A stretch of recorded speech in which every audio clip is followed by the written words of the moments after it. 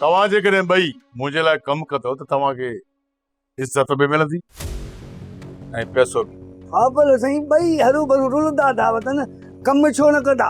कमदार तूं घणो मथो न हण।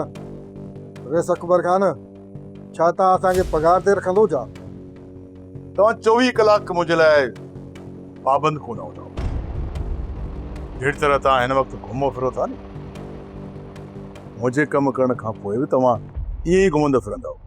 पहिरियां कमु ॿुधा, असांखे करिणो छा पवंदो? हिते मां तव्हां खां को कोडर जो कमु कोन वठंदुसि। हिन जे लाइ मूं वटि हारी नारी जाम आहिनि। रेस उहो ॿियो कहिड़ो कमु आहे जेको तुंहिंजनि माण्हुनि खां कोन थो थिए, असांखां कराइण थो चाहीं? माण्हू मारण जो कमु। छा? माण्हू माराए? न रेस अकबर खान, न। असां कातिल नथा बणजण चाहियूं। हर आम ऐं ख़ासि के माण्हुनि जे लाइ त मां तव्हांखे कोन थो चवां। तव्हां रावल खे मारींदो। रावल खे। रावल खान? हा, रावल खान खे मारण खां पोइ मां तव्हांखे एतिरा त पैसा ॾींदुसि, तव्हांजी बाक़ी ज़िंदगी सुकून सां गुज़रंदी। रावल जो तव्हां ते को बि शक न ईंदो ऐं तव्हां आसानी सां उन जो कमु तमामु करे ॾींदव। रेस अकबर खान, रावल खान खे मारणु आसान आहे, पर उन जे मौत खां पोइ उन मसइले मां जान छॾाइण वॾी मुश्किल आहे। रावल खे मारण खां पोइ तव्हां जे लाइ जेके मसइला पैदा थींदा उन्हनि खे मां पाणे मों ॾेई वठंदुसि। अरे बाबा, जॾहिं वॾो भोतार वेठो आहे, तव्हां छो परेशान थिया?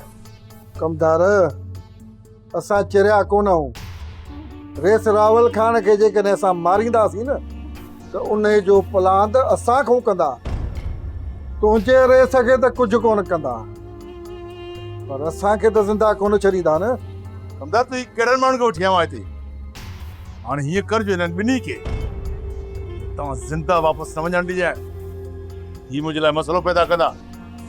रेसन मुंहिंजी ॻाल्हि त ॿुधो। अरे बाबा, रेस तव्हांजी हिकु बि कोन ॿुधंदो। हाणे जेको कुझु ॿुधायो अथव न, मूंखे ॿुधायो। वाह जो ठहियो ई कमदार, वड़े वाह, भले भले। अरे असांखे पंहिंजे तॾे ते घुराए वरी असांखे कैद कंदो? अकुल अथव इहो बि? बाबा, तव्हां हरू भरू परेशान न थियो। रेस खे मां मञाए वठंदुसि, तव्हां पाण में फ़ैसिलो कयो। सब्सक्राइब कयो असांजो official YouTube channel Singh TV HD drama ऐं वधीक अपडेट लाइ बेल आइकन खे क्लिक करियो।